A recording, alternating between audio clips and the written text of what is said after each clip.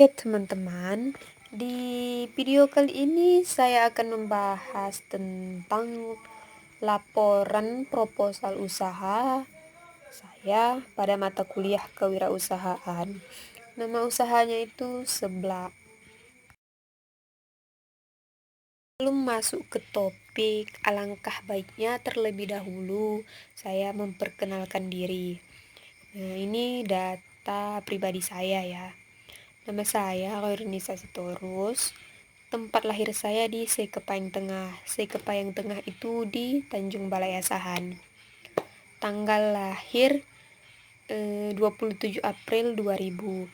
Jadi umur saya itu masih 21 tahun, masih muda ya. Jenis kelamin perempuan.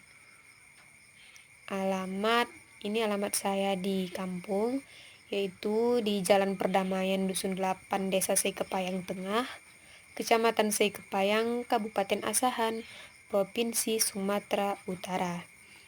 Agama saya Islam ya teman-teman. Pekerjaan saya itu mahasiswi. Status, untuk saat ini status saya belum menikah, tetapi mungkin 5 tahun ke depan statusnya sudah berubah. Dan selanjutnya itu email saya nisasitorus8800@gmail.com. Oke, selanjutnya kita masuk ke topik ya teman-teman. Nah, di sini tuh ada data usaha. Data usahanya yang pertama nama usaha. Nama usaha ini saya beri dengan nama Seblak Patah Hati. Untuk bidang usaha itu dagang. Jenis usahanya ya pasti makanan dong. Untuk alamat ini saya buat di Medan ya. Alamat usahanya saya buat di Medan, di Jalan Karya Gang Maruto nomor 44, Karang Berombak, Medan Barat. Nah, selanjutnya itu tujuan ya. Tujuan saya untuk menjalankan usaha ini yang pertama, untuk memenuhi tugas mata kuliah kewirausahaan. Yang kedua, untuk belajar berwirausaha sedini mungkin. Yang ketiga, untuk mencoba mengembangkan ide, kreativitas, dan inovasi. Yang keempat, pastinya untuk menambah penghasilan dong. Oke, untuk selanjutnya itu ada gambaran umum rencana usaha. Yang pertama, nama usaha. Nama usaha ini adalah hal yang sangat penting ya, dan sangat diperlukan supaya produk kita mudah diingat dan dikenal oleh semua orang, khususnya target konsumen kita.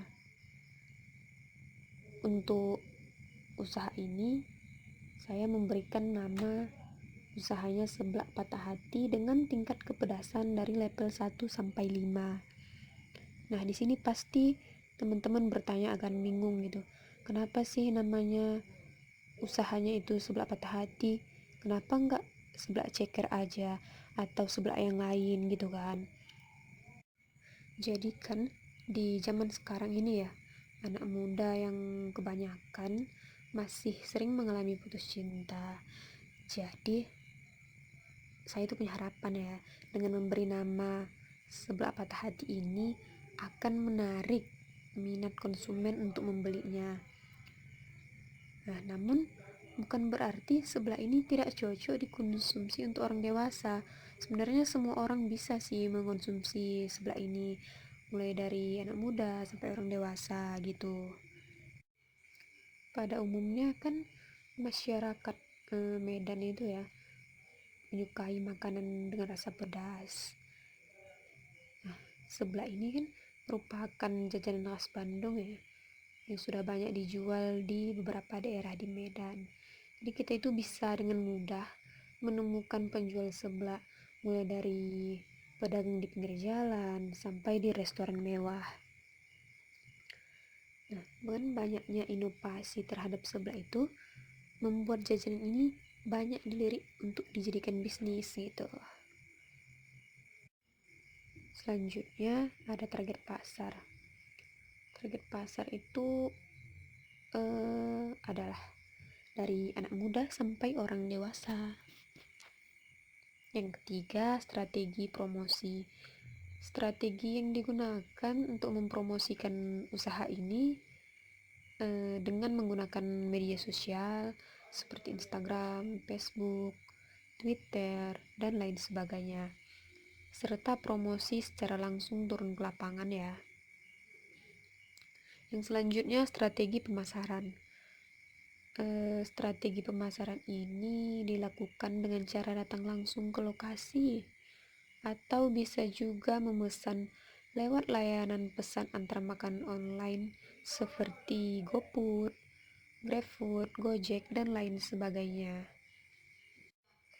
Nah, di sini juga sebelah patah hati ini mempunyai tingkat kepedasan dari level 1 sampai 5, di mana setiap levelnya menggambarkan perasaan patah hati anak muda zaman sekarang.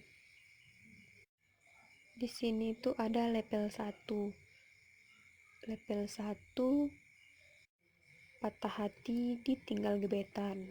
Wow, belum jadian udah patah hati ya. Gimana rasanya ditinggal gebetan? Pedes nggak? Teman-teman pernah ngerasain ditinggal gebetan nggak nih? Mudah-mudahan nggak ya. Yang kedua itu levelnya patah hati ditikung temen. Tadi level pertama patah hati tinggal gebetan. Level 2 patah hati ditikung teman. Wow, sedih banget.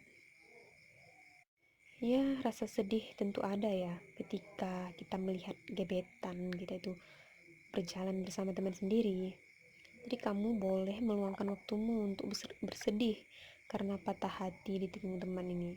Tetapi jangan berlama-lama ya. Hidup terlalu indah untuk ditangisi dan diratapi setiap harinya. Kehidupanmu masih perlu berjalan. Obati patah hatimu guys. Selanjutnya level 3. Patah hati diputusin pacar. Level 3 ini lebih pedes ya. Patah hatinya diputusin pacar.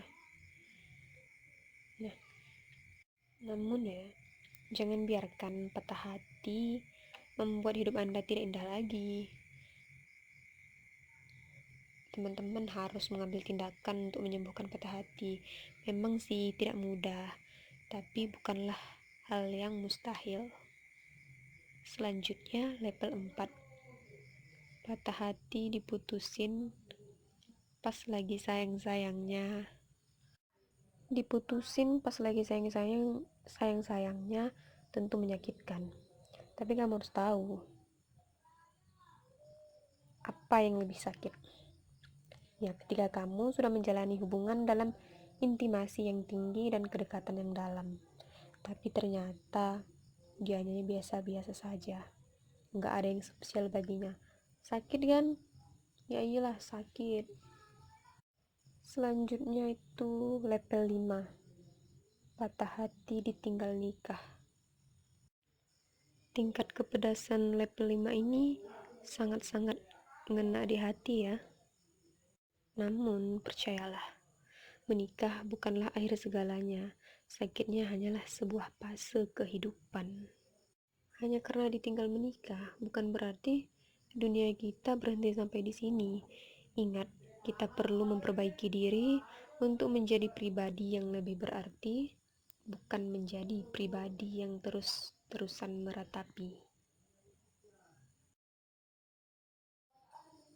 Selanjutnya ada metode pelaksanaan. Yang pertama, lokasi dan waktu pelaksanaan.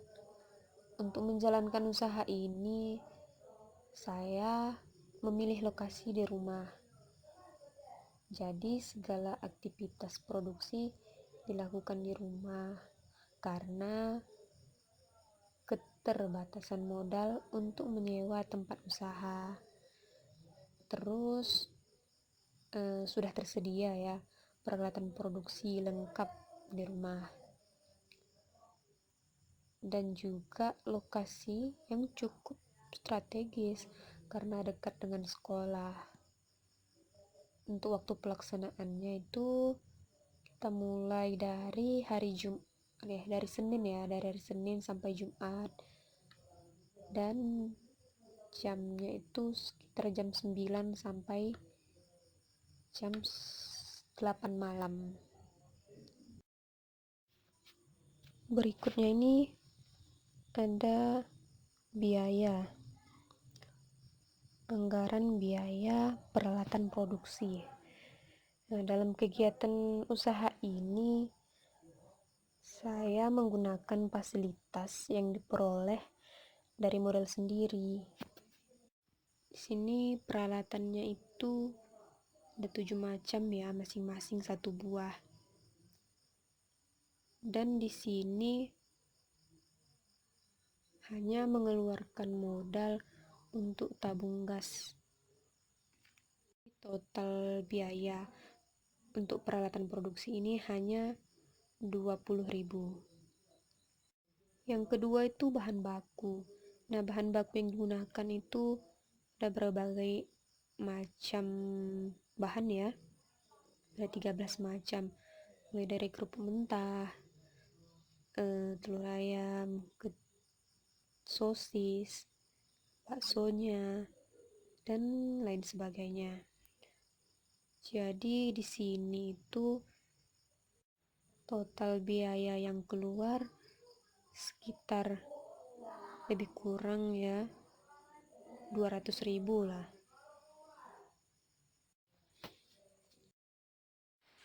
Yang ketiga itu ada perlengkapan produksi. Nah, di sini perlengkapannya ada 3 yang harus disediakan ya. Yang pertama itu kotak styrofoam seharga 10.000. Dan yang kedua sendok plastik seharga 5.000. Dan yang ketiga itu ada kantong kresek seharga 5.000 juga. Jadi total pengeluaran biaya pada perlengkapan produksi ini hanya sekitar 20.000. Dan selanjutnya rencana penghasilan. Di sini kita punya target penjualan. Jadi dalam sehari itu 40 porsi. Dan untuk penetapan harga jualnya satu porsi cuma 10.000. Jadi jika dalam sehari itu terjual 40 porsi dikali 10.000, maka dapatlah 400.000. Dan dana yang dibutuhkan dalam sehari sekitar 230.000. Jadi untuk estimasi keuntungannya dalam sehari itu sekitar 170.000. Demikian laporan bisnis plan yang saya buat untuk memenuhi mata kuliah kewirausahaan, dan saya ucapkan terima kasih. Assalamualaikum warahmatullahi wabarakatuh.